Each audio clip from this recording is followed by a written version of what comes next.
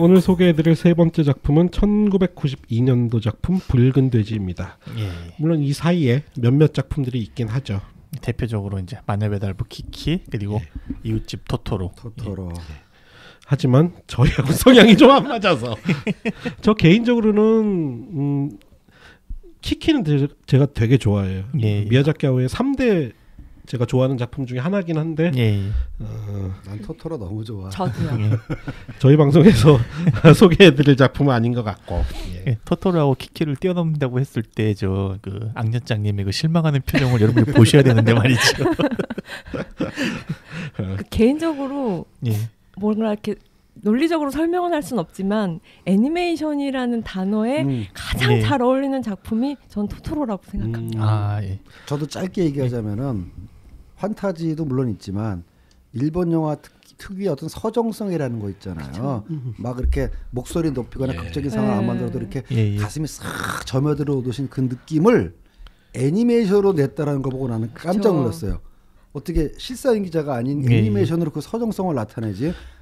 저는 키키 좋아하는 이유가 제가 귀를 기울이면도 좋아하는데 그 일본 영화만의 아주 평온한 평일 오후 어떤 골목에서 벌어지는 혹은 시골 마을에서 벌어지는 정말 별거 아닌 일 소동극 그치 그 느낌이 난 너무 좋아요.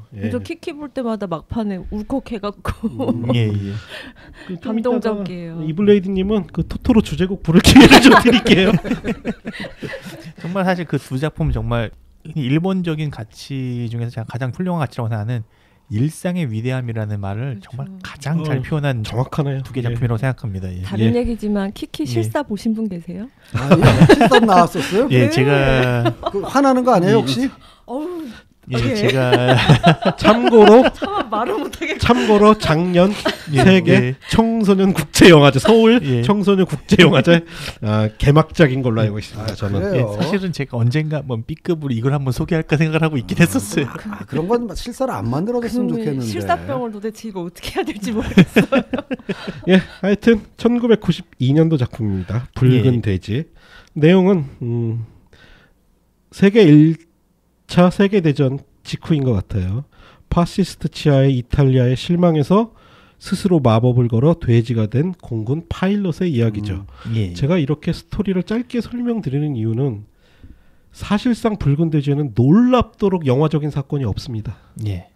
납치당하고 아이가 납치당하고 구하고 뭐 이런 게 있긴 있는데 그냥 연속되는 이야기 중에 그냥 한 작은 에피소드에 가깝죠. 되는 이야기를 장편으로 만들어서 그래서 저는 여전히 좀 혼란스럽고 사실 우리가 미야자키 하야오 작품 세계 전체로 봤을 때도 해석의 여지나 그 의미가 좀 독특한 위치에 있는 게 바로 이 작품이 아닌가 싶어요. 또는 가장 낭만적인 작품.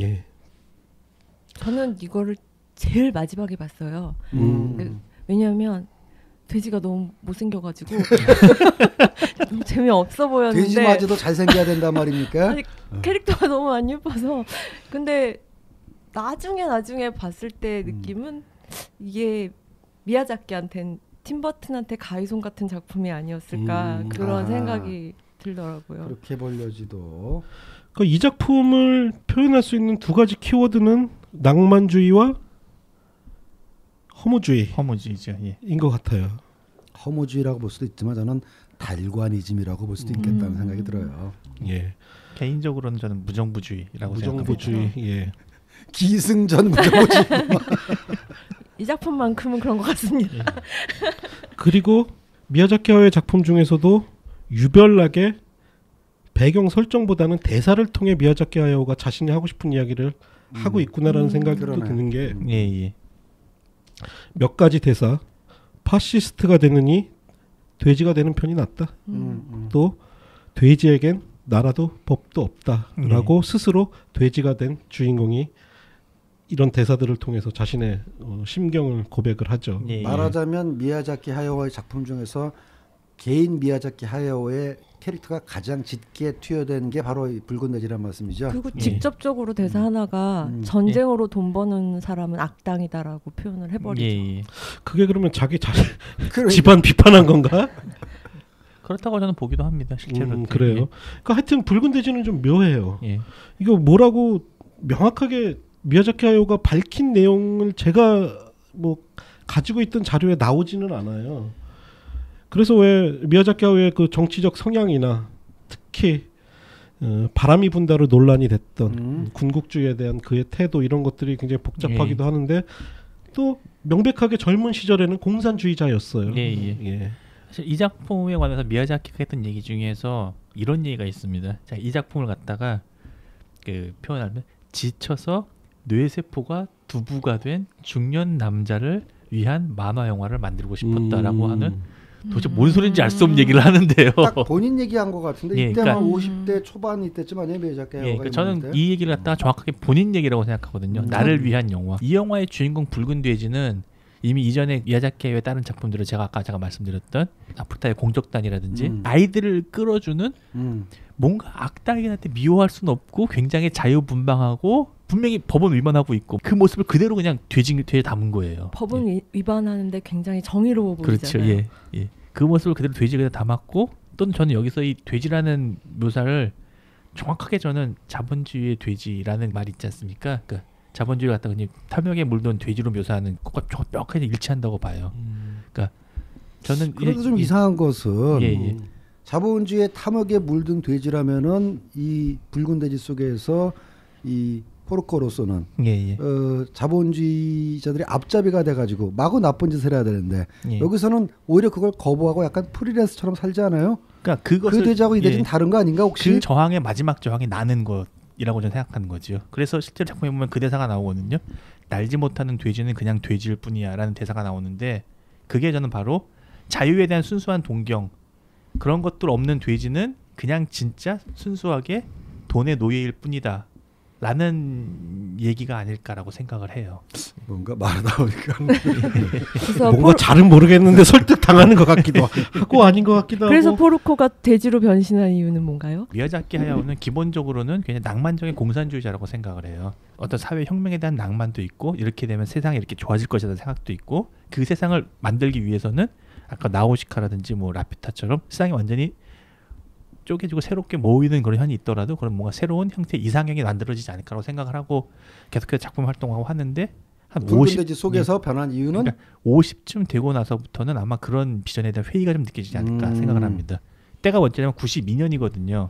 일본의 최고의 고도 성장인 80년대를 지나오면서 자본주의 최정점을 알았던 시기거든요. 그 시기에 미야자키가 바라본 일본 세상이라는 게 혁명의 가능성이라는 건 요만큼도 찾아볼 수 없고 완벽하게 안정돼 있고 자본주의적으로 모든 것이 세상에 돌아가는 것에 대한 본인의 그런 지침이 담긴 게 아닐까. 그런데 막상 또 보면은 자본주의가 그렇다고 완전히 나쁜 것도 아닌 거예요. 보니까 어떻게든 돌아가는 가는 거 어떻게든 돌아가는 가고 그걸 완전 무시할 수도 없고. 그러니까 결국은 자기는 자신도 그리고 그 와중에서 애니메이션을 하면서 그 자본주의 시스템 안에서 돈을 벌고 생활하고 있고.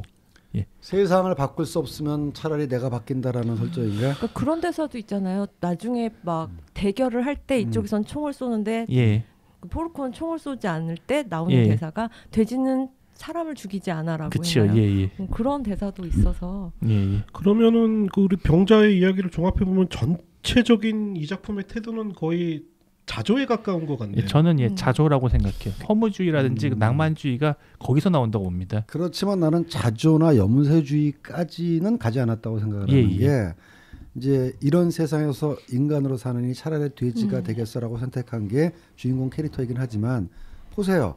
그 섬 같은 데 숨어가지고 혼자서 유유자적하면서 비행기를 놀고 이제 비행기 몰다가 쉬는 시간에는 잡지도 보고 아마 좀 취미 잡지였던 것 같은데 그 다음에 가장 중요한 그 염세적이지만 않다는 가장 중요한 키워드가 붉은 돼지에서 로맨스 코드가 크지는 않습니다만은 그 여성 캐릭터 가수라고 그래야 되나 이 사람의 연결고리가 분명히 크거든. 그러니까는 정말 이 사람이 염세적이고 낙관적이고 아니 비관적이고 세상 자체가 리셋됐으면 좋겠다 정도 세상을 생각을 할 정도면은 그 여자 가수하고의 관계도 없어야지. 만약에 미야자키가 거기까지 갔으면은 그는 더 이상 미야자키 하야오가 아니라 오시마모루입니다. 오시마모루가 그렇다고 해서 그렇게 뭐 대단한 세계관을 가지고 있는 것 같지는 않고요. 그러니까 정말 염세주의자지요. 오시마모루는. 아니 플러스 그 저기 뭐야 비행기 고치러 갔을 때 거기서 계속 인간적인 교류를 하잖아요. 따라서 나는 그 공장 사람들하고 공장 할아범이라고 그래야 되나 또 공장의 또 소녀들하고 그래서 비록 현재 생활의 현재 세계에 대해서 절망해서 인간임을 부정하고 돼지가 됐지만 그래도 여전히 인간과 교류를 유지한다는 점에서 하나는 사회적 관계, 하나는 약간 로맨티스트적인 관계 속에서 나는 그냥 지나친 염세주의보다는 현실에 대한 긍정과 자기 나름대로 하야오의 개인이 투영됐다면은 그래도 살아야 한다라는 예. 좀 긍정적 가치관도 발현된 것 같은데. 그러니까 제가 아까 말씀드린 것처럼 뇌가 두부가 된 중년 남자를 위한 만화 영화. 그러니까 자신을 위로하기 위한 만화 그래. 영화라고 보는 거죠. 예. 지금 내가 당시에 미야자키 하야오의 나이가 되다 보니까 예. 어떻게 보면 돼지가 됐을 때가 더 행복해 보이잖아요. 그러니까. 예. 네. 어느 정도는 더 행복한 것도 있고. 이해가 가요. 그리고 인기도 많고. 예. 그리고 또 이제 이 작품에서 나오는 게 뭐가 있냐면은 그가 돼지가 될 수밖에 없는 사정도 나와요, 사실은요. 네, 나오죠. 그 이탈리아로 갔을 때 보면 얘기 나오지요. 네. 밀라노 갔을 때 옛날 동료들이 돌아와라 군대로 돌아와라는 얘기를 하는데 돌아가지 않겠다라고 선언하는 것들이 있지 않습니까?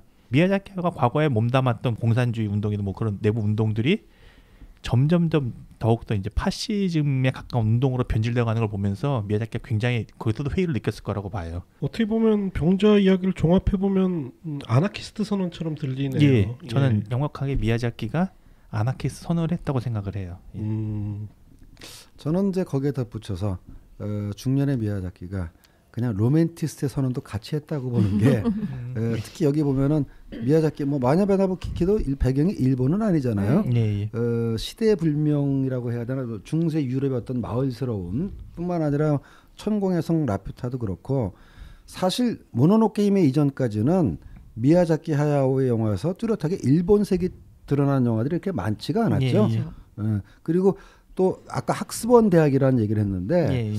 제가 기억이 틀리지가 않다면 시오노 나나미 여사도 아마 학습원 대학이나 그런 귀족 학교를 나왔을 거예요. 무슨 말씀을 드리려고 하냐면은 그 메이지 유신 이후에 예. 일본의 지성계에서 내려오는 면면한 전통의 흐름 중에 하나가 소위 말하는 타라 입구.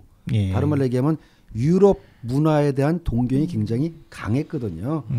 말하자면은 미야자키 하야오도 그 자장 안에 있었던 사람이고 현재의 직업은 일본에서 애니메이션 그려서 먹고 사는 사람이지만 그 사람이 동경하는 사회상은 사실은 유럽 사회에서 영향받은 게 굉장히 컸거든요. 예. 그래서 왜 제가 이 말씀을 드리냐면은 그렇게 아나키스트적이고 자기부정적인 인간이라면 뭐 굳이 아드리아해까지 가. 굳이 아드리아해를 택하지 않아도 충분히 그런 메시지를 표현할 수도 있거든요. 예. 아드리아해가 위치가 좀 묘한 게 지중해하고도 달라요. 에게해하고도 다르고 예, 예. 이탈리아의 내해에 가깝고 그렇죠. 가장 낭만적인 바다. 저희 중에서 지금 여성은 지금 이블레이디님 한 분밖에 안 계십니다만 가보신다면 정말 돌아가고 싶지 않아라는 마음이 들 정도로 아름다운 바다인데 왜 그걸 그런 배경과 그런 풍광을 통해서 표현했겠냐는 거지. 따라서 아나키스트를 자기 선언보다는 그냥 유럽을 동경하는 중년 남자의 심리도 굉장히 쉽게 투영됐다. 저는 그렇게 봅니다. 예. 이렇게 저는 살고 예. 싶다. 이렇게 살고 그건가요? 싶다. 이 지친 생활 속에서 나는 묘하게 설득이 되는 게 예. 그래서 말도 안 되는 17살짜리 소녀가 로맨스가 또 난데없이 개입되기도 하고 그죠? 스탠리 형 머릿속에 예, 잠깐 읽혀지는데 각자 보고 싶은 대로 보는 거예요. 예. 두 저는, 여인의 예. 구애를 받고. 제가 사실 여기서 이제 이 작품에서 굉장히 미야자키의 중요한 그 전환점이라고 보는 이유 중에 하나가 사실은 이 작품 이전에 미야자키 하야오의 작품들 그린 세계는 동경의 세계, 꿈의 세계, 상상의 세계였거든요. 이 작품 이전의 작품들에서는 미야자키 하야오의 작품들은 대부분 배경이 어딘지는 알 수 없지만 거의 누가 봐도 유럽인 곳이거든요. 물론 이 작품도 유럽이고요. 근데 이 작품 넘어오고 지나고 나서 바로 뒤에 나온 작품이 모노노케 히메인데 모노노케 히메에서 드디어 미야자키는 일본을 얘기하기 시작합니다. 저는 그게 붉은 돼지를 통해서 먼저 나를 다시 한번 성찰해보고 그 다음에 다음 작품 모노노케 히메를 통해 가지고 내가 있는 이 세계를 다시 한번 돌아보고 성찰해보자 라고 갔다고 생각을 해요. 저는 사실은 제가 또 이번 주에 좀 바빠서 집에서 이 작품들을 못 보고 타블렛에 담아서 타블렛으로 좀 보다 보니까 전 붉은 돼지 와서 무슨 생각이 많이 들었냐면 이 작품이 굉장히 탐미적인 작품이구나. 예, 그렇게 볼 수 일단은 있죠. 색상이 굉장히 예뻐요. 자극적이기도 하고 붉은 비행기부터 물론 예. 이거는 제가 봤을 때는 명백하게 그 레드 바론의 붉은 비행기에서 따온 것 같긴 한데 거기 아까 말씀드린 카페 문화 같은 바 문화 거기에 그 가수라든가 그리고 제가 아까 설명을 드렸었는데 미야자키 하야오 작품 중에 가장 실제 비정상적인 비율을 가진 여주인공이 바로 이 작품에 등장하는 그 예. 바의 여가수입니다. 그 이름이 뭐였더라? 포르코 로서의 친구로 등장하는 예. 이런 것들이 친구와 애인을 묘하게 왔다 갔다 하는 그런 것들이 묘하게 좀 저는 탐미적이다라는 생각이 좀 들더라고요. 그래서 이번에 좀 타블렛으로 봐서 더 그런지 모르겠는데 이 작품에 와서 색상이 너무 예쁘구나라는 생각이 저는 좀 들더라고요. 색지정을 어떻게 쓰나 물감을 좀 특이한 거 썼나?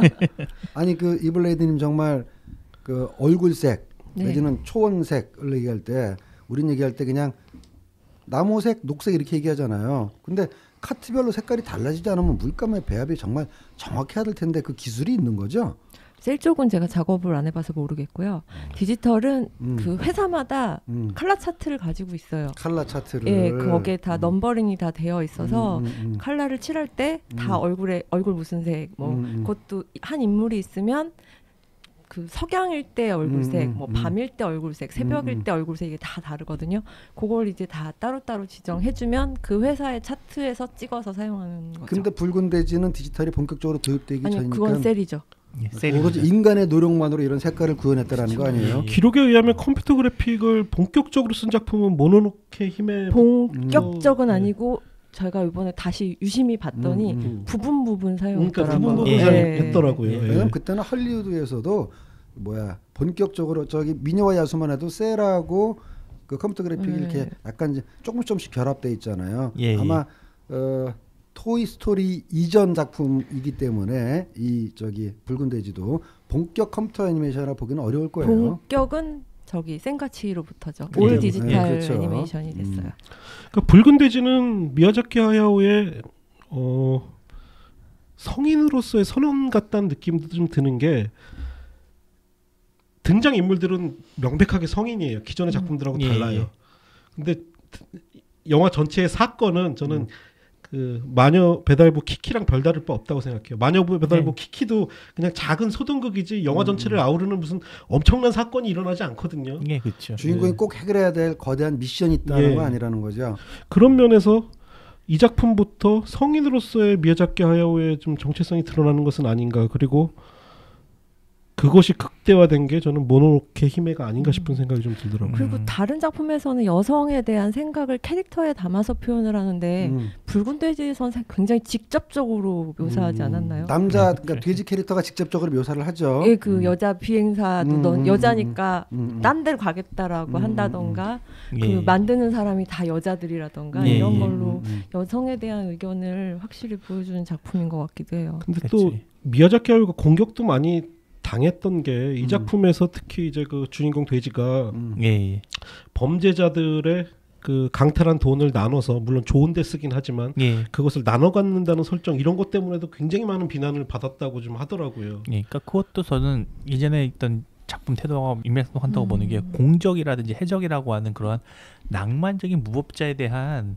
동경은 여전히 가지고 있는 것 같아요. 그럼요. 그러니까 그 세계를 깨고 싶지 않다. 그런 세계가 내가 원하는 어떤 가치가 아닐까라고 하는 생각을 계속해서 가지고 있는 것 같아요. 근데 뭐 그런 거야 그냥 작가의 세계관이지 뭐 그런 걸 가지고 또 비난을 해. 참 사람들 시간 너무 많다. 미야자키 하야오의 명백하지 않은 정치 성향에 오히려 더 공격을 부추기는 느낌도 저는 있는 건 아닌가 생각이 좀 들어요. 나는 계속 일관되게 명백하게 보여줬다고 생각하는데. 태도를 오히려 명확하게 해라, 선언을 해라 이런 압력은 있지 않았을까 싶은 생각도 있는 게 그래서 나중에 바람이 분다까지 그의 정치적 성향을 가지고 여러 가지 말들이 많았었잖아요. 그러니까 심지어 그의 동료가 제가 보기에는 조금 보호를 해주려고 그런 실드를 친 것 같은데 미야자키 하야오가 머릿속에 아무런 생각도 없는 사람이야. 그런 실드를 줘줬다 그러더라고요. 내가 보기엔 실드도 아니고 매기는 건데 생각 없이 여태까지 만드셨다 그러면 제가 지금 한 얘기 뭐가 되는 거예요 도대체? 꿈보다 해몽. 꿈보다 해몽. 어떤 성향이든지 간에 그것이 어떤 입장의 정치적 성향이든지 간에 작품의 완성도 속에서 그게 자연스럽게 스며 나와야지 정치적 성향을 먼저 내세우면서 거기에 작품이 따라간다면은 그거는 창작품이 아니라고 저는 생각해요. 뭐 프로파간다이지. 아무튼 요에 말씀드리면은 미야자키 하야오 같은 경우는 여전히 지금도 일본 영화 흥행 차트에서 굉장히 높은 수위를 차지하고 있는 거의 국민 감독이거든요. 그런 것 때문에 그런 관심들을 쓸데없는 관심들이 좀 있는 거 아닐까 생각합니다. 저는 해석에서 분명히 여지는 있지만 의도하지는 않은 것 같아요. 미야자키 하야오가 그의 정치적 사상에 우리가 모르죠. 예, 그의 예. 머릿속에 들어가서 정말 바람이 분다도 어떻게 됐을지 모르겠는데 의도하진 않았다는 생각이 좀 들더라고요. 그리고 의도와는 상관없이 부풀려지거나 논란이 되는 지점도 많다는 생각이 예, 좀 들더라고요. 예. 그리고 아까 잠깐 말씀하신 그 미야자키의 그 생각이 없다 뭐 그 관련해 가지고 스토리를 그릴 때 스토리보드를 따로 만들거나 그런 게 아니라 그냥 바로 콘티로 들어가면 바로 작업 들어간다고 말씀드렸잖아요. 그러다 보니까 실제로 미야자키의 작품들 가만히 보면은 전체적으로 서사가 좀 맞아요. 일관적이지 않은 것들은 꽤 있어요. 그러니까 시나리오를 쓰는 게 아니라 콘티북 이른바 스토리보드 북을 그리면서 예, 예. 대사도 옆에 쓰고 예, 바로 예. 거기에 들어간다라는 예. 거죠. 시나리오를 안 거친다는 얘기였어요. 그러다 보니까 더 작품이 좀 누군가에게는 야, 이게 작품 왜 이렇게 모호해 또는 왜 이렇게 맥이 안 잡혀라고 할 만한 구석들이 있긴 할 거라고 생각합니다. 그러니까 이제 큰 그림은 그리는데 예. 아주 치밀한 시나리오가 없다 보니까 예. 장면에서 저는 솔직히 얘기하면 이제 모노노케 히메 때 이야기를 할 때 조금 당황스러운 황당한 장면들이 좀 등장하긴 해요. 예. 자연스럽게 이제 모노노케 히메로 예. 넘어간 건가요, 이야기가? 그러니까 오늘 마지막으로 소개해드릴 작품이 모노노케 히메인데 제가 알기로는 이 모노노케 히메가 미국에서도 엄청난 히트했어요. 반응을 일으켰고 그럼요. 그래서 전 세계적으로 이름을 알리는데 일조한 작품이 모노노케 히메고 국내에서도 그 전까지 매니아들이 좋아했던 것이 상당히 그 층을 넓혔던 작품이 바로 저는 모노노케 히메라고 생각을 합니다. 왜냐하면 저도 이때부터 본격적으로 관심을 갖기 시작했거든요. 이름은 들었으나 본격적으로 관심을 가진 건 아니 뭐 그 전에 작품들을 보긴 했는데, 이 사람이 이 정도 사람이야? 이게 뭐야? 영화 동호회 사람들이라면 이 정도는 다 봐야 되는 작품이었어? 그런 생각이 들더라고요. 은퇴작이어서 그랬는지 모르지만 1차 예. 미야자키 작품 통틀어서 가장 대작인 것 같아요. 그렇죠. 예. 그리고 적어도 묘사나 표현이라는 걸 봤을 때 미야자키 작품 중에서는 가장 이질적이었죠. 약간 감당할 수 예. 없는 기술력을 볼 수 있는 느낌이랄까. 그렇죠. 예. 그러니까 서구에서 그 전에도 뭐 미국이나 유럽 사회 서구권에서 미야자키 하야오가 덜 알려지거나 덜 인정받았던 건 아니지만 특히 원령공주 모노노케 히메가 예. 더욱더 미국에서 큰 인기를 끌었던 거는 제가 보기엔 이런 측면도 있어요. 애니메이션으로 만든 구로사와 영화를 본 듯한 느낌도 들거든요. 예. 알다시피 구로사와 아키라는 해외에서 얻는 평판만큼 일본 내에서는 그렇게 높이 평가를 받지는 않았습니다. 그냥 저 사람 해외에서 인정받고 훌륭한 사람이야까지는 하지만 일본의 관객이나 평단들이 오즈야스 히로나 다른 미조구치 겐지에 비해서 자국 내의 평가는 그렇게 높지는 않았거든요. 유독 구로사와는 서구 평론가들이나 관객들한테 사랑받은 측면이 좀 더 있단 말이죠. 일본에서 무시받았다는 게 아니니까 이 말 듣고 댓글 다지 마세요. 근데 어쨌든 그런 구로사가 인기를 끌었던 것 중에 하나는 서구인들이 보는 엑조티즘, 가게무샤라든가 뭐 란이라든가 뭐 더 거슬러 올라가면은 시린의 사무라이부터 시작해가지고 서구인이 보는 일본식 엑조티즘을 만족시켜주는 부분이 충분히 있었다라는 거죠. 예. 근데 그런 것들이 모노노케 히메에서 역시 또 보여줬기 때문에 왜냐면 말이죠. 내가 이렇게 끝마줄게요. 그 톰 크루즈 나왔던 라스트 사무라이 있잖아. 그 전쟁 씬이 예. 상당히 구로사와스럽고 그렇죠. 상당히 예. 모노노케 히메스럽거든. 그 감독이 그 텍스트를 많이 참조한 그게 이제 모노노케 히메의 가장 큰 서구에서의 장점이라는 거죠. 그리고 저는 이제 무슨 생각도 드냐면 이 모노노케 히메의 텍스트 자체는 저는 서구인들이 굉장히 익숙해서 그러니까 받아들이기 쉬운 게 저는 결국 모노노케 히메 이야기의 근본은 저는 포카혼타스라고 생각해요.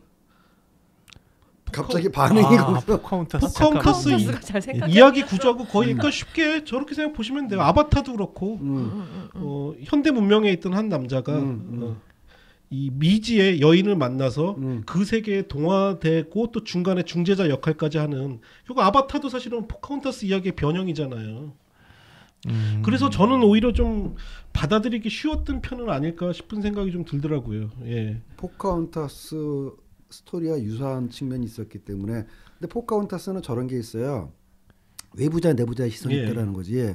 기본적으로 그 스미스는 외부자. 그렇죠. 예. 그다음에 포카혼타스는 그 영화 속에서 내부자. 그래서 외부자가 볼 때 내부자이지만 또 내부자가 볼 때는 외부자가 침입자인. 그렇다면 모노노케 히메에서의 외부자 내부자 시각은 누가 갖고 있는 거죠? 모노노케 히메가 내부자고 그 젊은이가 그렇죠. 외부자인 건가? 외부자죠. 예. 그럼 거기 중간에 나오는 그 저기 뭐야 여성 리더는 어떻게 되는 건가? 중재 역할을 하고 그러니까 사실은 인간의 세력인 거죠. 인간의 세력이다. 예.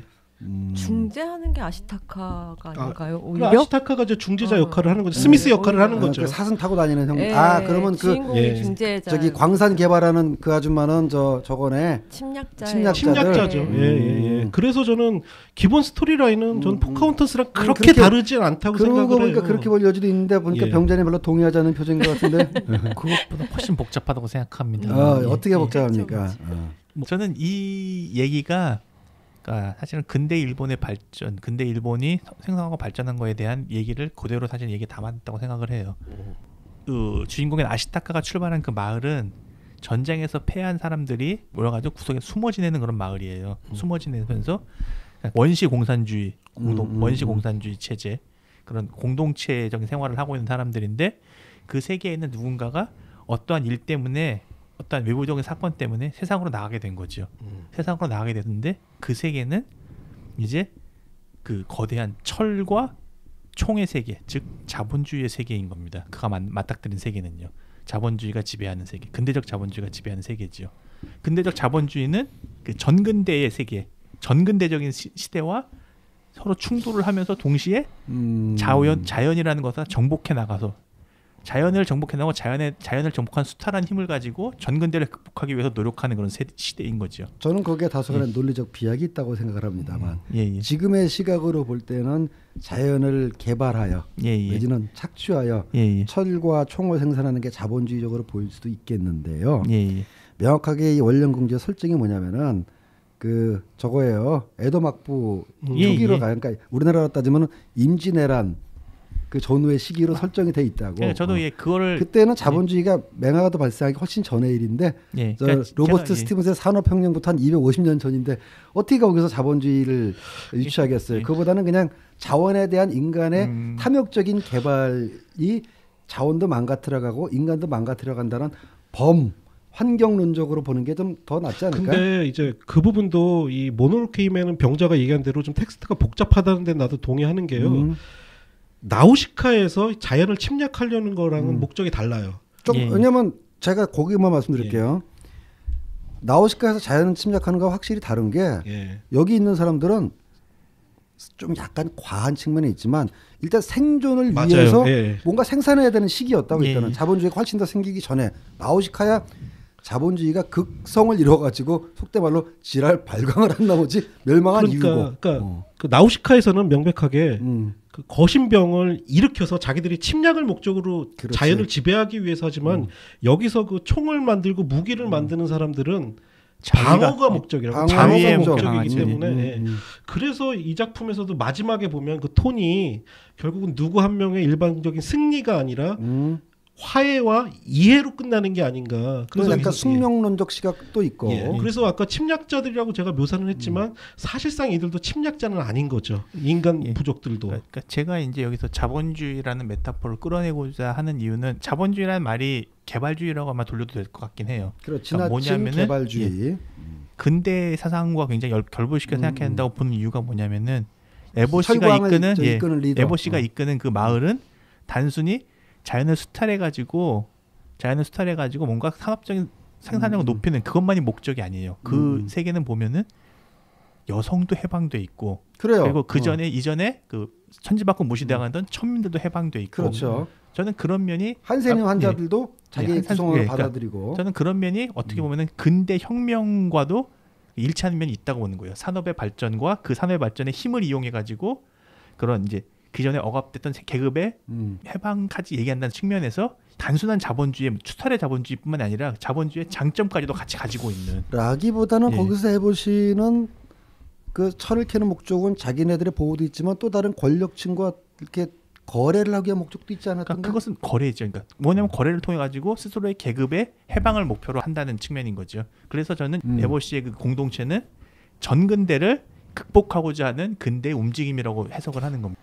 그럼 에보 씨가 이끄는 그 철광, 탄광 및 무기 생산 그 요새는 일종의 중간자적 입장이긴 하고 일단은 자연을 훼손하면서 철광석을 해치우는 건 사실이지만 저쪽에서 오는 군대 및 권력 세력과는 딜을 하고 또 이쪽에서 또 나름대로 또 그 아시타카라든가 원령공주 세력과는 대적하면서도 또 은근히 또 협조도 하고 딱 중간 세력이라고 볼 수 있는 건가요? 그러니까 저는 그 붉은 대를 통해서 자신을 돌아다보고 지금의 일본 사회를 딱 돌아봤는데 굉장한 개발주의나 그런 것들로 인해서 자신이 그렇게 지키고자 노력했던 그런 자연이나 환경 같은 것들이 많이 무너지고 있는 것들이 가슴이 아프긴 하지만은 생산력을 증가를 가지고 굉장히 소외받고 힘들었던 사람들이 뭔가 다시 힘을 갖고 일어나는 것도 같이 봤다는 거죠. 그러니까 이제 오늘 미야자키 하야오의 영화를 쭉 보면 사실 일관된 메시지는 있잖아요. 예, 인간과 자연 보존할 것이냐 해칠 것이냐 그대로 놔둘 것이냐 개발할 것이냐 인간과 자연은 그야말로 적대적 관계이냐 공존할 수 있는 관계냐가 쭉 던지는 물음인데 우리 스스로한테 물어봅시다.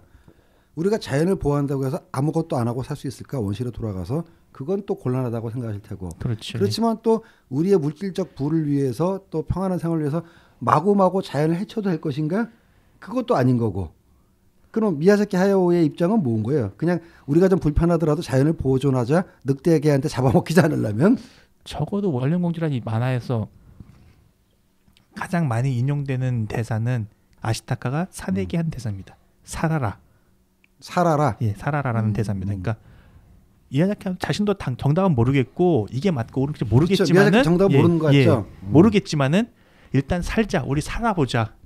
그럼 살면서 계속 끊임없이 고민하고 얘기해보자라는 메시지를 던지는 것이 아닐까. 근데 저 메시지는 확실한 것 생각합니다. 같습니다. 나우시카도 그렇고 자연을 지나치게 해치면 그 업보는 인간들이 그렇죠. 꼭 안가풍을 당한다라는 거는 꼭 있는 것 같아요. 그래서 결말은 그 애니메이션판 나우시카에 쏟아졌던 그 비난 결국은 어떻게 보면 데우스 엑스 마키나잖아요. 나우시카 그렇죠. 존재가 그런 지적들에 대한 또 다른 대답을 한 게 아닌가. 이 작품에서는 결국은 화해를 시도를 하잖아요. 그렇죠. 인간들도 반성을 하고 어떻게 자연과 어떻게 살아갈 것인가 고민을 하기 시작하고 결국 자연도 분노를 누그리면서 다시 자연 상태로 복원이 되고 그러니까 뭐 미야자키 하야오가 뭐 어떻게 나아가자라는 뭐 방향성까지는 제시는 못해도 화해는 해야 되지는 않냐. 일단 우리가 그런 시도를 멈추지 말아야 된다는 메시지를 던진 건 확실한 것 같아요. 그러니까 저는 그 아까 말했던 살아라라는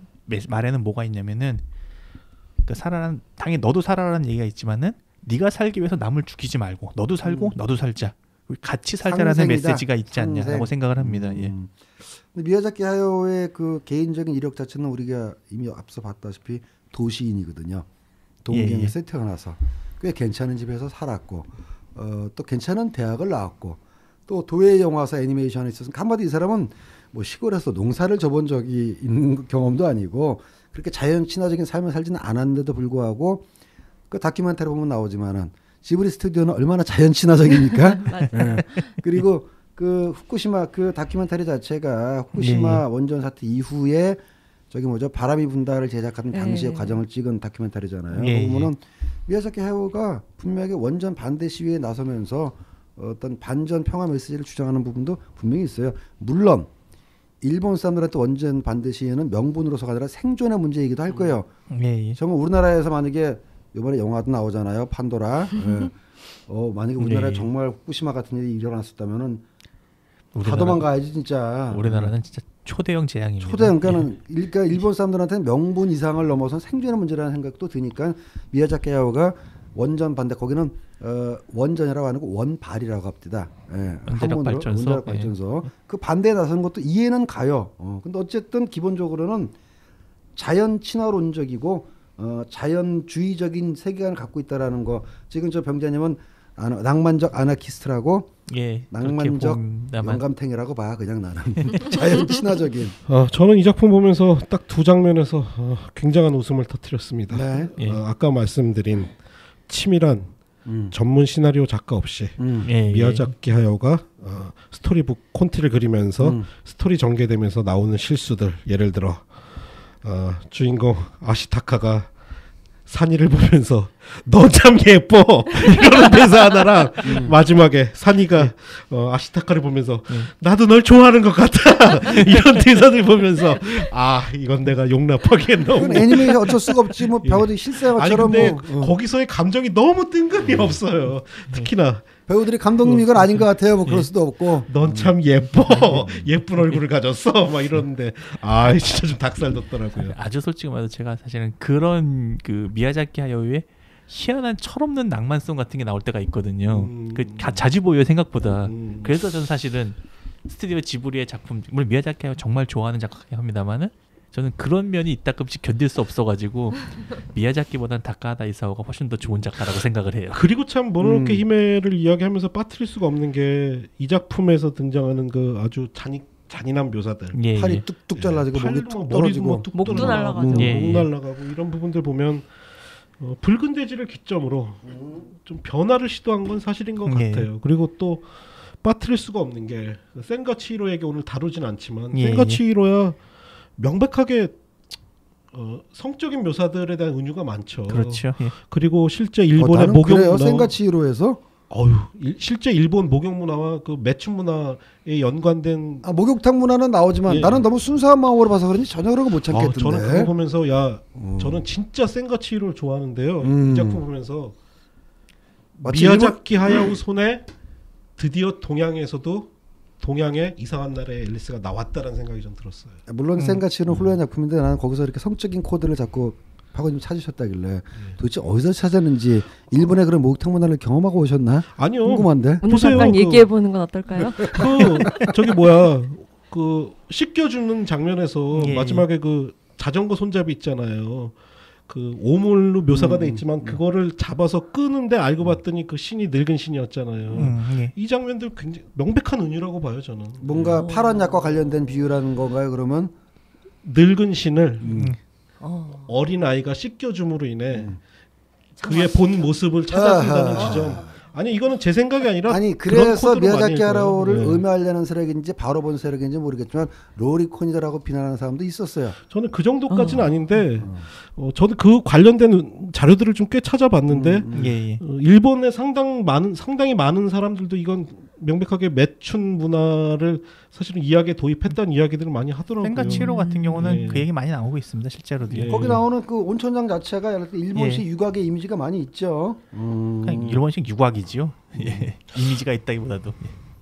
그래서 모노노케 히메도 전의 작품들이라면 상당히 우리가 상상할 수 없었던 잔혹한 예, 예. 묘사들이 많이 나오고 그러니까 붉은 돼지가 기점인 것 같아요 저는. 예, 예. 저도 사실 붉은 돼지를 아까 말씀드린 것처럼 붉은 돼지를 통해서 자신을 다시 한번 돌아보고 그리고 모노노케 히메를 통해서 내 사회를 다시 한번 정식으로 직시하기 시작하지 않았나라고 생각을 합니다. 한 가지 특이한 점은 아까 얘기했던 라퓨타나 나우시카는 아예 설정 자체가 환상적인 예, 예. 비지구적이거나 이런 세계는 없고 미래에 다른 세계가 생겼어라는 완전 판타지의 세계를 놓고 시작하잖아요. 예, 예. 근데 이 원령공주는 배경은 현실이야. 예. 일본의 어떤 중세 시대라는. 근데 거기에 나오는 캐릭터라든가 거인 괴물은 굉장히 또 비현실적인. 그러니까 현실 물론 애니메이션이지만 현실 설정에 비현실적인 캐릭터들이 나오는데 굉장히 그게 자연스럽게 넘어갑니다. 예, 예. 그래서 나중에 그게 이제 센가치히로에서 활짝 꽃을 핀 일본인 특유의 그 잡신관, 만신관이 예. 아주 본격적으로 이제 시작되는 게 아닌가 싶기도 하고요. 그러니까 말씀하신 대로 바로 그런 일본의 그런 고대 신들의 그 결국 시시가미가 죽음으로써 인해서 고대 신들도 이제 없어지는 상황이 되는 거잖아요. 그렇죠. 그리고 에보시의 마을만 남고 나머지 군대라든지 그들을 전멸당하는 것도 전멸당하죠. 있고 결국은 이제 그러한 형태로 근대의 승리, 근대 승리 또는 근대만이 살아남고 이제 근대와 뭐 자연 또는 근대와 전근대가 서로 어떻게 화해하고 조화를 이루고 나갈 것인가에 대한 물음을 제기하는 그 시점이라고 보는 그리고 거죠. 그 표현에 있어서도 아시타카가 그 마을에 왔을 때 예. 마을 아줌마들이 거의 병강세 수준으로 맞이하고 기뻐하지 않아? 여기는 제가 어떤 남여로 치우친 어떤 발언을 하고자 하는 게 아니고 여자가 많은 곳에 남자가 가면은 남자가 그렇게 돼. 반대 경우도 있을 수 있을지 모르겠는데 거기서 보면 아줌마들이 그 아시타카를 잘생긴 줄 알았더니 역시 잘생겼네. 힘 한번 써봐 그러잖아요. 그거를 꼭 성적으로 좋다 나쁘다를 떠나서 소수와 다수가 있는 곳에서 소수자는 약간의 그런 뭐랄까 재미의 대상이 될 수도 있는 현상이 일어난다는 거죠. 예. 저는 이 영화에 근데 꼭 언급하고 싶었던 것은 우리 성우 얘기를 하고 싶은데 예. 보통 이제 우리가 알고 있는 그 애니메이션에서는 이제 배우들이 미국 애니메이션은 배우들이 더빙을 많이 하잖아요. 예. 한국에서 한때 그거를 본따 가지고 배우들한테 더빙을 시켰다가 폭망한 경우가 굉장히 많은데 저는 에보시 역을 더빙한 다나카 유코라는 배우에 대해서 꼭 말씀드리고 싶은데 너무 매력적이잖아요. 그 약간 중저음이기도 하면서 완전 저음도 아니고 고음도 아니고 그러니까는 뭐 다른 캐릭터 성우 다 좋았지만 에보시라는 그 철광 마을을 이끄는 리더의 목소리를 딱 들을 때마다 저 누나 진짜 좀 살아있어서 만나보고 싶다라는 생각이 들 정도로 강력한 의지와 리더십과 사람을 이끄는 흡인력과 또 그 보이스의 그 섹시함까지 묻어나가지고 정말 매력적인데 참 하여간 부럽습니다. 일반 배우가 연기라도 이 정도 성우 연기를 할 수 있다라는 게. 근데 그 미야자키 하야오는 이 모노노케 히메였나 특정 작품을 계기로 오히려 전문 성우보다는 배우들을 많이 사용한다고 그러던데요. 그래서 나중에 사실 일본은 기본적으로 성우들이 워낙 잘 돼 있어가지고 굳이 배우를 캐스팅해서 더빙을 맡기는 경우는 별로 없습니다. 그래요? 예. 그 하울 같은 경우도 저 누구야? 그 청바지 일본 저거 스마 누구야? 기무라 다쿠야를 쓰게 되고 제가 읽은 걸로는 오히려 전문 성우가 아니라 배우들을 썼다는 거예요. 언제부터였는지는 모르겠는데 기존 성우들이 실망을 좀 해가지고 그런 경우도 좀 미야자키 지브리 같은 경우는 그런 식으로 좀 할 때가 좀 있어요. 그 안노 히데아키 얘기하면서 미야자키가 했던 말이 이미 이 장면이 어떤 느낌이 될 거다라는 생각을 가지고 대사를 친다는 거예요. 일반 전문 성우들은 근데 자기는 그게 싫고 이 상황을 모르는 상황에서 처음 접했을 때의 느낌이 표현됐으면 좋겠어서 성우 대신 일반인이나 다른 배우를 선호한다고 그래서 바람이 분다에서는 안노 히데아키가 이상하더만 코맹맹이 소리 나면서. 근데 전 아까 그 뭐 성우 얘기 잠깐 덕후 목소리를 원했던 것 같아요. 아까 내가 성우 얘기 잠깐 하셨지만 저는 이번에 본 작품 중에서 가장 매력적인 목소리는 누가 뭐래도 붉은 돼지의 그 마담 지나 아니겠습니까?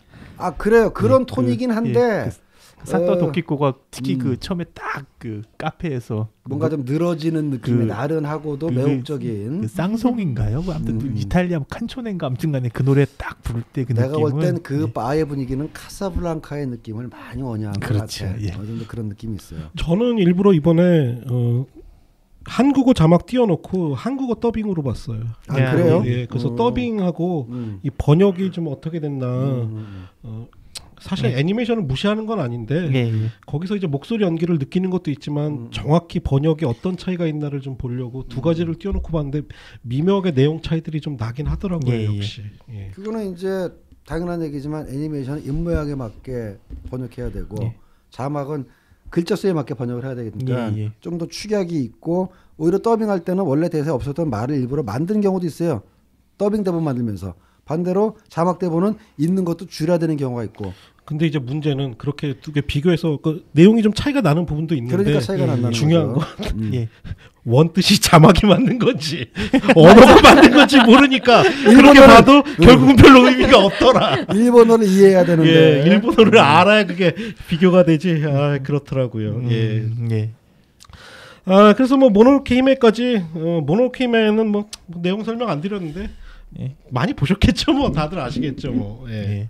저희가 뭐 내용 얘기하면서 대충은 뭐 무슨 느낌이실까 정도는 이해하지 않았을까 싶습니다. 그래서 오늘 저희가 미야자키 하야오를 선정한 이유는 또 오늘 닥터님도 안 계시고 그래서 우리 병자군 전문 분야 한번 또 오래간만에 실력 발휘를 좀 하라고 했는데 오늘 뭐 상당히 많은 부분 역시. 세월이 지나도 덕은 변하지 않는구나. 제가 한때 이걸로 밥을 벌어먹고 살았을 테니까요. 그래서 오늘 좋은 얘기 많이 들었네요. 내공을 여지없이 뽑아낸. 그래서 이제 마무리를 좀 해야 될 텐데 우리 직접 이 산업에 종사하셨던 이블레이드님은 미야자키 하야오 작품을 보시면서 어떤 생각이 좀 드세요? 전체적으로 어떤 느낌을 좀 가지고 보세요? 이렇게 몰아서 본 적이 사실 없었어요. 그리고 제가 좋아하는 작품은 토토로이기 때문에 그것만 거의 무한 반복해서 봤는데 이번에 보고 좀 놀란 건 어쩜 이렇게 시종일관 같은 얘기를 계속 바꿔가면서 할 수 있을까 대단하다라는 생각이 들었고 그리고 결국은 이 지브리 스튜디오라는 곳이 미야자키가 하고자 하는 작품을 만들어주는 곳이구나라는 그렇죠. 생각이 들어서 그러니까 후계자가 결국 없었잖아요. 분명히 미야자키는 자기만큼의 실력이 있는 감독을 원할 텐데 그 정도의 감독은 분명히 자기가 하고 싶은 얘기가 있고 자기 세계관이 있고 자기 스타일이 있을 거란 말이죠. 그리고 작품마다 새로운 걸 하고 싶을 텐데 미야자키는 자기의 세계를 그대로 표현해줄 감독을 원할 것이기 때문에 후계자가 생겨날 수 없는 시스템이고 그러니까 꼭 그 일본의 오래된 맛집처럼 그렇죠.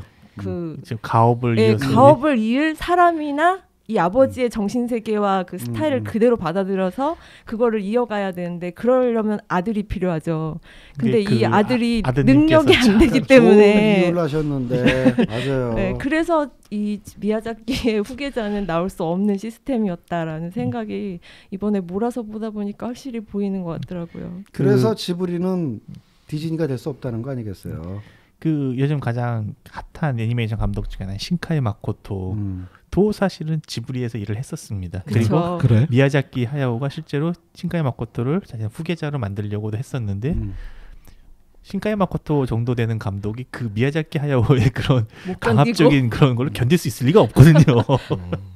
아니 그렇게 따지면은 강압적이고 인성 더럽기로는 월트 디즈니도 그 못지않거나 더했으면 더했는데 어쨌든 월트 디즈니는 거의 80년 가까이 계속 유지가 되면서 향후로도 계속 월트 디즈니가 금방 망할 거라고 생각하지는 않아요. 물론 그 와중에 디즈니적인 색채가 뭐냐고 얘기하면은 그림체도 달라질 수도 있고 작품 경향도 달라질 수도 있지만 기본적으로 변하지 않는 디즈니의 색채는 가족이 보는 영화, 그리고 착한 영화, 건전한 가치관을 가지는 작품, 그리고 가로 열고 돈 버는 거에 돼 있잖아요. 근데 미야자키가 사라진 다음에도 지브리가 유지될 수 있을까? 아까 좋은 비유하셨는데 그 만약에 우동집이 잘 되면 아들한테 물려주는 게 원칙인데 안 되면 그냥 점원을 들여서라도 걔한테 물려줘야 돼. 근데 이제 이 미야자키는 아들이 요리에 관심이 없거나 재능이 없다고 너 나가면서 영감님이 자기가 돌아가실 때까지 계속 한다라는 거지. 그런 의미에서 시스템적으로는 미야자키 하야오가 사라지면서 지브리의 작품을 더 이상 볼 수 없게 될 가능성이 높다는 점이 좀 아쉬운 거죠. 미야자키 하야오가 자꾸 은퇴를 얘기하는 이유가 제 느낌에는 그 모노노 게임의 정말 힘든 작품이잖아요. 굉장히 오래 아마 만들었다고 들었어요. 하고 나면 힘들죠. 자기가 진짜 1컷부터 마지막 컷까지 다 신경을 써야 되는데 얼마나 힘들겠어요. 그래서 은퇴할래요 했는데 또 막 생각이 나는 거죠. 제가 그렇다니까. 그 포뇨 그 기획하던 다큐멘터리였거든요. 이 사람이 생각이 나는 거를 앉아서 끊임없이 그리더라고요. 그러니까 어떤 느낌이냐면 천재 작곡가가 악상이 떠오르면 피아노 앞에서 그 순간에 뭔가를 막 완성을 해야 되는 어떤 그런 욕구, 마약이야 마약. 그런 게 미야자키한테 있어서 약간 이 자기가 머릿속에 떠오르는 거를 꺼내야 되는 어떤 그런 습성 때문에 계속 작품을 만들어갈 수밖에 없는 것 같아요. 아까 잠깐 말씀하신 스튜디오 지브리가 월트 디즈니가 될 수 없다라고 하시는 말씀에 스튜디오 지브리와 월트 디즈니 스튜디오는 굉장히 큰 차이가 있습니다. 월트 디즈니는 사업가지만 미야자키 하야오는 작가입니다. 무슨 말씀? 월트 디즈니도 애니메이터였어요. 애니메이터이긴 시작은 하지만은 애니메이터였다고. 시작은 애니메이터이긴 하지만 결국 사업가로 끝난 거잖아요. 근데 미야자키는 처음부터까지 계속 작가로 남아 있거든요. 그러니까 후계가 나올 수가 없는 그 거예요. 말씀을 제가 다시 한번 말씀드리죠. 월트 디즈니도 애니메이터로 시작했고 미야자키 하야오도 애니메이터로 시작했는데 월트 디즈니는 애니메이터로 시작해서 사업가로 변신하면서 다른 애니메이터의 재능을 쪽쪽 빨아들여서 자기 걸로 만드는 기능을 가진 거고 미야자키 하야오는 자기의 재능을 끝까지 소진하는 길로만 겪었던 그 차이가 있는 것이죠. 좀 고급스러운 표현으로 바꾸면은 월트 디즈니는 시스템을 만들어낸 거죠. 그 애니메이터로 시작한 거 맞아요? CIA의 끈악플로 시작한 거 아니었고요. 증기선 윌리 그린은 일방으로 CIA하고 또 연락하고 있었을지도 모르죠. 그 이번에 보신 다큐 그 미야자키의 꿈과 광기의 왕국인가? 예, 거기서 그 작화하시는 분이 인터뷰에 나온 말이 저는 정확하다고 생각하는데 자기 것을 지키려는 사람은 지브리와 맞지 않다라는 표현을 했거든요. 그래요. 그게 후계자가 나올 수 없는 이유인 것 같아요. 근데 그 보니까는 그 외국인 여성 애니메이터도 밥 먹으러 갈 때 우르르 왔다 갔다 하면서 지나가봤다. 그래서 내가 저 친구는 뭐 프랑스에서 왔는지 미국에서 왔는지 모르겠지만 미야자키 하야오의 명성에 반해가지고 일본까지 건너와서 동화 그린 작업하고 있는데 이블레이디 말 생각나고 너 거기서 동화가 10년 그린다고 미야자키 하야오 발끝도 못 따라갈 텐데 빨리 돌아가라 이렇게 얘기하고 싶더라니까. 디즈니 실제 그 디즈니의 인수 시도가 여러 차례 있었죠. 스튜디오 지브리 인수를 하려고 그랬고 특히 현재 존 라세터가 그렇게 미야자키 하야오를 좋아해가지고 좋아하는 걸로 도움도 주고 존경한답니다. 도움도 주고 사실 자기 회사를 얼마나 만들고 싶었겠어. 근데 멍청한 짓이지. 미야자키 하야오 죽으면 아무 껍데기밖에 없는 회사인데 그거는. 저는 개인적으로는 다카하다 이사오가 계속 작품을 할 수 있다는 전제하에서는 저는 다카하다 이사오가 그럼 미야자키 다른 하다 나이가 회사가 많아서 그러니까 다카하다가 더 나이가 많다는 게 가장 큰 걸림돌이긴 한데. 그러니까 지브리를 인수하는 가치는 있어요. 라이브러리는 남거든. 그러니까 제가 이제 여기서 말한 건 뭐냐면은 저는 개인적으로는 이 스튜디오 지브리를 미야자키 하야오의 개인 회사라고 보는 견해가 일면적으로 맞긴 하지만은 절대로 그렇게 보지 않아줬으면 하는 입장이 좀 있어요. 사실 저는 다카하다 이사오의 작품들 정말 좋아하거든요. 그렇죠.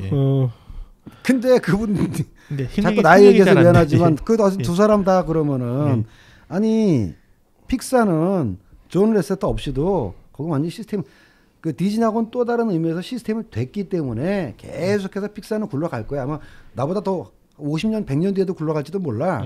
근데 지브리는 앞으로 10년을 굴러간다고 치고 몇 작품이나 나올까? 그러니까 사실은 저도 이제 이게 제일 안타까운 게 미야자키 하야오는 작가거든요. 스스로가 모든 걸 해결하지 않으면 직성이 안 풀리는 작가인데 다카하다 이사오는 굉장히 뛰어난 기획자이기도 해요. 그러니까 다카하다 이사오는 스스로가 콘텐츠를 만들고 만드는 사람이 아니기 때문에 자신의 일을 굉장히 여러 사람에게 맡기고 그걸 조율하는 능력이 뛰어난 사람이거든요. 근데 이렇게 생각하면 안 돼요. 지브리 작품이 안 나온 거 아쉽지만 그냥 예술 작품이라고 생각하면은 방고우가 죽었으면 방고우의 작품은 그걸로 그냥 끝나는 거야.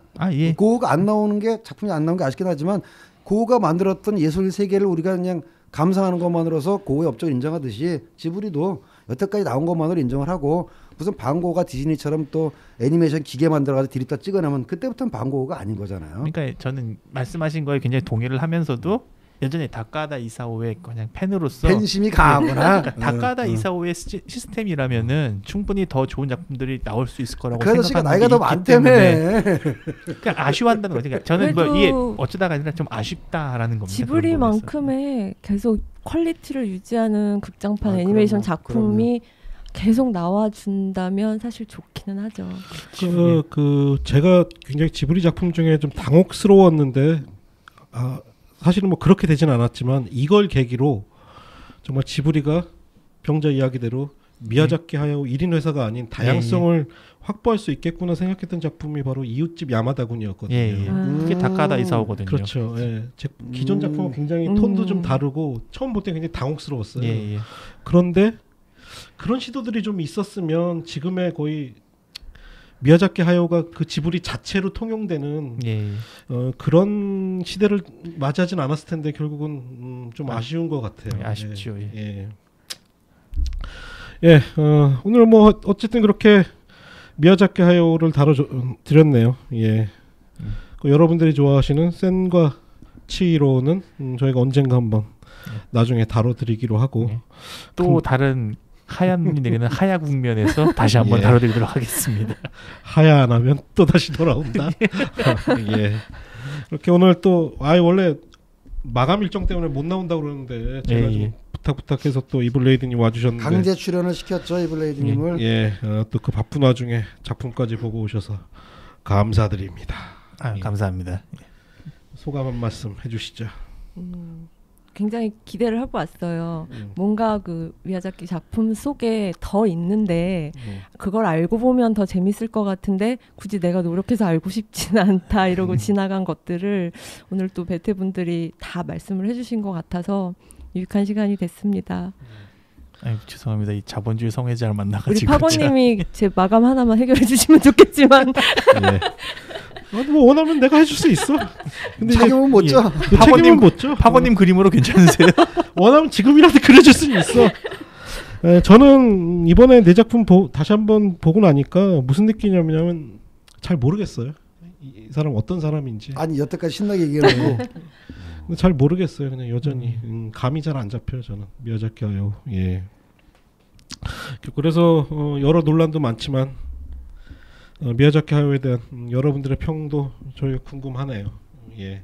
그래서 게시판에 평도 많이 남겨주시고 다음 주 방송 예고를 좀 해드려야겠어요. 아이템이 결정됐기 때문에 바로 조단테 감독님입니다. 아이고 드디어. 예. 헐리우드의 본격적인 빨갱이 중에서도 왕빨갱이 감독 조단테 감독님을 다음 주에 조감독 다뤄드리는 걸로 하고 오늘 참석해주신 세 분 감사드립니다. 감사합니다. 감사합니다. 예.